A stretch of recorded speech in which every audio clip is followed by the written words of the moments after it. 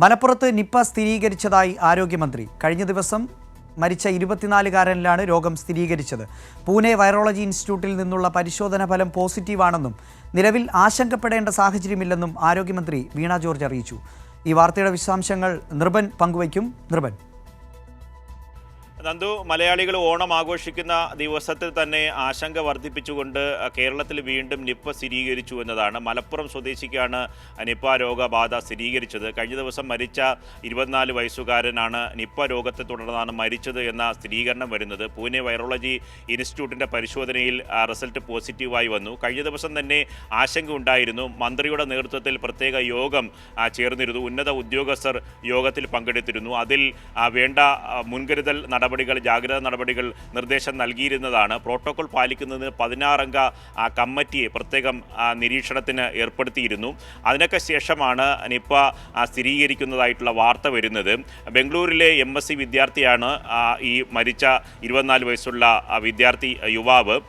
അയാൾ കഴിഞ്ഞ മാസം 5-ാം തീയതിയാണ് കഴിഞ്ഞ 22-ാം തീയതിയാണ് കഴിഞ്ഞ മാസം 22-ാം തീയതിയാണ് കേരളത്തിൽ എത്തിച്ചേർന്നത്. 5-ാം തീയതിയാണ് അദ്ദേഹത്തിന് പനി സ്ഥിരീകരിക്കുന്നത്. തുടർന്ന് വിവിധ ആശുപത്രിയിൽ അദ്ദേഹം ചികിത്സ തേടിയിരുന്നു.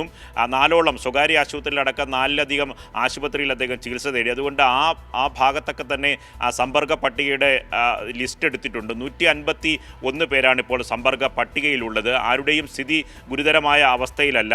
മന്ത്രി വേണ്ട തരത്തിലുള്ള ജാഗ്രതാ നിർദ്ദേശം നൽകിയിട്ടുണ്ട്. യോഗം വിളിച്ചു ചേർത്തിട്ടുണ്ട്. മന്ത്രി പറഞ്ഞത് ഒരു തരത്തിലും ആശങ്കപ്പെടേണ്ട കാര്യമില്ല, എല്ലാ തരത്തിലുള്ള സംവിധാനങ്ങളും ആരോഗ്യവകുപ്പും സർക്കാരും ഒരുക്കിയിട്ടുണ്ട് എന്നതാണ് മന്ത്രി വീണ ജോർജിന്റെ പ്രതികരണം. മലപ്പുറത്ത് നിപ്പ മരണം സ്ഥിരീകരിച്ചിരിക്കുന്നു. സ്വകാര്യ ആശുപത്രിയിൽ മരണമടഞ്ഞ 24 വയസ്സുകാരനാണ് നിപ്പ വൈറസ് രോഗബാധ ഉണ്ടായിരുന്നു എന്നുള്ളത് കണ്ടെത്തിയിരിക്കുന്നത്. മരണശേഷം പൊതുജനാരോഗ്യ പ്രവർത്തനങ്ങളുടെ ഭാഗമായി പ്രാദേശിക മെഡിക്കൽ ഓഫീസർ നടത്തിയ ഡെത്ത് ഇൻവെസ്റ്റിഗേഷനിലാണ് ഈ ഒരു സംശയം രൂപപ്പെട്ടത്. സ്വകാര്യ ആശുപത്രിയിൽ നിന്ന് സാമ്പിൾ എടുത്ത് പരിശോധിച്ചതിൽ നിന്നാണ് നിപ്പ വൈറസ് സ്ഥിരീകരിച്ചത്. ഇത് സംബന്ധിച്ച് ആശങ്കപ്പെടേണ്ട സാഹചര്യമില്ല. കാരണം രോഗവ്യാപനമില്ല എന്നുള്ളത് ഉറപ്പാക്കുന്നതിന് വേണ്ടിയിട്ടുള്ള സൂക്ഷ്മതലമായിട്ടുള്ള ഇടപെടലാണ് നടത്തുന്നത്.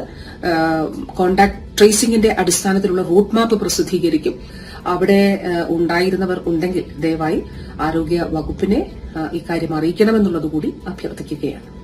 മലപ്പുറത്ത് തിരുവാലി പഞ്ചായത്തിൽ ജാഗ്രതാ നിർദ്ദേശം, പ്രത്യേക പ്രോട്ടോകോൾ പാലിക്കാനുള്ള നിർദ്ദേശം ആരോഗ്യവകുപ്പ് നൽകിക്കഴിഞ്ഞു. എല്ലാവരും മാസ്ക് ഉപയോഗിക്കണം. ഒപ്പം തന്നെ വണ്ടൂരിലും മമ്പാടിലും വേണ്ട ജാഗ്രതാ നിർദ്ദേശം നൽകിയിട്ടുണ്ട്. ഇപ്പോൾ നിലവിൽ നിരീക്ഷണത്തിലുള്ളത് 151 പേരാണ്. ഇനിയും സമ്പർക്ക പട്ടിക ഉയരാനുള്ള സാധ്യതയുണ്ട്. കാരണം ഈ വിദ്യാർത്ഥി ഇവിടെ കേരളത്തിലെത്തിയ ശേഷം പല സ്ഥലങ്ങളിലും സഞ്ചരിച്ചിട്ടുണ്ട്. ഒപ്പം തന്നെ അദ്ദേഹത്തിൻ്റെ കാലിന് പരിക്കേറ്റ് ആയുർവേദ ചികിത്സയും നടത്തിയിട്ടുണ്ട്. അങ്ങനെ സമ്പർക്ക പട്ടിക ഇനിയും ഉയരാനുള്ള സാധ്യതയുണ്ട്. എന്നിരുന്നാലും ആശങ്കപ്പെടേണ്ട കാര്യമില്ല. കാരണം 2 മിനിറ്റിൽ കൂടുതൽ അടച്ചിട്ട മുറിയിലൊക്കെ നേരിട്ട് സമ്പർക്കം വരുന്നവർക്ക് മാത്രമേ രോഗം പകരാനുള്ള സാധ്യതയുള്ളൂ. ഒപ്പം തന്നെ ഇത് ജനിതക വ്യതിയാനം ഇതുവരെ കേരളത്തിൽ 2018 ആദ്യം നിപ്പ സ്ഥിരീകരിക്കുന്നു. തുടർച്ചയായി 6-ാം തവണയാണ് കേരളത്തിൽ നിപ്പ സ്ഥിരീകരിക്കുന്നത്. ഇതുവരെ ജനിതക വ്യതിയാനം സംഭവിച്ച അവസ്ഥ കേരളത്തിൽ ഉണ്ടായിട്ടില്ല. അതുകൊണ്ട് തീവ്രത ഉണ്ടാകാനുള്ള സാധ്യതയില്ല.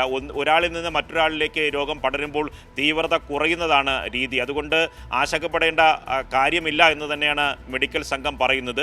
എല്ലാവിധത്തിലുള്ള സംവിധാനങ്ങളും ഒരുക്കിയിട്ടുണ്ട്. മന്ത്രിയാണ് കഴിഞ്ഞ ദിവസം യോഗം വിളിച്ചത്. വരും ദിവസങ്ങളിൽ ഈ പ്രോട്ടോകോൾ പാലിച്ചുകൊണ്ടുള്ള നടപടിക്രമങ്ങൾ തുടരുമെന്നാണ് മന്ത്രിയും ആരോഗ്യവകുപ്പും അറിയിക്കുന്നത്. നന്ദു. ശരി, നിർഭൻ ചക്രവർത്തിയാണ് വിശദാംശങ്ങൾ നൽകിയത്.